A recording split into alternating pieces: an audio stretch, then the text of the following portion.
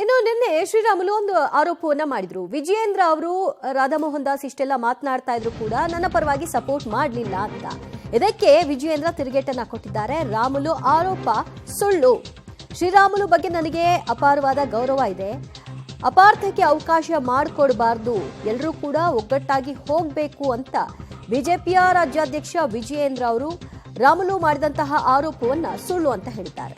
ಕುಂತು ನಾನು ತಿಳಿಸಿದೆ, ಈ ರೀತಿ ಮಾತಾಡಬೇಡ್ರಿ ಸರ್ ಅಂತ ಹೇಳಿದೆ. ನಾನು ಹಂಗೆ ಮಾತಾಡ್ತಾನೆ ಅವ್ರು ಏನೇನೋ ಮಾತಾಡ್ತಿದ್ರು ಹಿಂದಿಯಲ್ಲಿ ಮಾತಾಡ್ತಾ ಇದ್ರು. ನಾನು ರಾಜ್ಯಾಧ್ಯಕ್ಷರ ಕಡೆ ನೋಡಿದೆ. ನಾನು ರಾಜ್ಯಾಧ್ಯಕ್ಷರೇ, ಇವತ್ತು ನನ್ನ ರಕ್ಷಣೆಗೆ ನೀವು ಬರಬೇಕಾಗಿತ್ತು. ಯಾಕಂದ್ರೆ ಇವತ್ತು ಪಾರ್ಟಿಯ ರಾಜ್ಯಾಧ್ಯಕ್ಷರು ತಾವೇ ಆಗಿದ್ರಿ. ನನ್ನ ರಕ್ಷಣೆಗೆ ತಾವು ನಿಲ್ಲಬೇಕಾಯ್ತು. ಅವರು ಯಾವ ರೀತಿಯಲ್ಲಿ ಹೇಳ್ತಾ ಇದಾರೆ ಅಂದ್ರೆ, ಸಂಪೂರ್ಣವಾಗಿ ಸೋಲು ನಿನ್ನಿಂದನೇ ಆಗಿದೆ ಅನ್ನಂತ ಆರೋಪಣೆ ಮಾಡಂತ ಟೈಮಲ್ಲಿ ನನ್ನ ಪರವಾಗಿ ನೀನು ನಿಲ್ಲಬೇಕಾಯ್ತು, ನಿಂದಿಲ್ಲ ಅಂದ್ರೆ ನಾನು ಮತ್ತೆ ಹಿಂದಕ್ಕೆ ಹೋಗಿ ಮಾತಾಡೋನಲ್ಲ, ನಾನು ನಿನ್ನ ಮುಖದ ಮೇಲೆ ಮಾತಾಡ್ತಾ ಇದ್ದೀನಿ.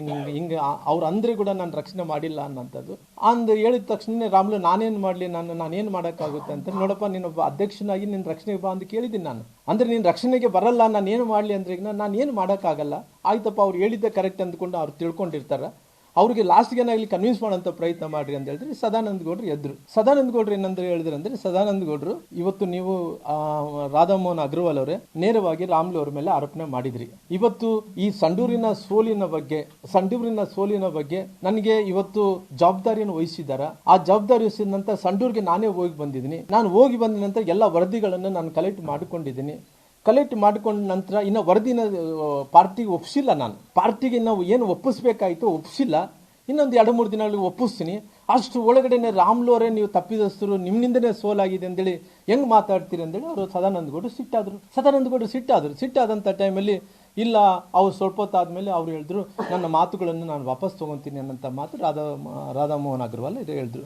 ನೋಡಿ, ಶ್ರೀರಾಮುಲು ಅವರ ವಿಚಾರದಲ್ಲಿ ಮೊನ್ನೆ ಕೋರ್ ಕಮಿಟಿನಲ್ಲಿ ಏನು ಚರ್ಚೆ ಆಗಿದೆ, ಶ್ರೀರಾಮುಲು ಅವರು ಸಹ ಮಾಧ್ಯಮದಲ್ಲಿ ಮಾತನಾಡಿದ್ದಾರೆ, ನಾನು ಕೂಡ ಗಮನಿಸಿದ್ದೇನೆ. ನಾನು ಮಾನ್ಯ ರಾಮುಲು ಅವರೇನಿದ್ದಾರೆ ಅವ್ರ ಬಗ್ಗೆ ನಮಗೂ ಕೂಡ ಗೌರವ ಇದೆ, ಹಿರಿಯ ನಾಯಕರಿದ್ದಾರೆ. ಒಳಗೆ ನಡೆದಂತ ಚರ್ಚೆಗಳು ನಮ್ಮ ರಾಷ್ಟ್ರೀಯ ಪ್ರಧಾನ ಕಾರ್ಯದರ್ಶಿಗಳು ರಾಧಾಮೋಹನ್ ದಾಸ್ ಅವರು, ನಾವೆಲ್ಲ ನಾಯಕರುಗಳು ಕೂಡ ಒಗ್ಗಟ್ಟಾಗಬೇಕು, ಭಾರತೀಯ ಜನತಾ ಪಾರ್ಟಿಯನ್ನ ರಾಜ್ಯದಲ್ಲಿ ಮತ್ತೊಮ್ಮೆ ಬಹುಮತದೊಂದಿಗೆ ಅಧಿಕಾರಕ್ಕೆ ತರಬೇಕು ಅನ್ನುವ ಸದುದ್ದೇಶದಿಂದ ಕೆಲವು ಚರ್ಚೆಗಳು ಆಗಿದೆ. ಅದನ್ನ ಬಹಿರಂಗವಾಗಿ ಮಾತನಾಡೋದಿಲ್ಲ. ಆದ್ರೆ ಶ್ರೀರಾಮುಲು ಅವರು ಕೂಡ ನಾವು ವಿನಂತಿ ಮಾಡ್ತೇನೆ, ಅಪಾರ್ಥಕ್ಕೆ ಅವಕಾಶ ಮಾಡಿಕೊಡಬಾರ್ದು, ನಾವೆಲ್ಲರೂ ಕೂಡ ಒಟ್ಟಾಗಿ ಹೋಗೋಣ ಅಂತಕ್ಕಂಥ ಮಾತನ್ನು ಈ ಸಂದರ್ಭದಲ್ಲಿ ಹೇಳ್ತೇನೆ. ಧನ್ಯವಾದ.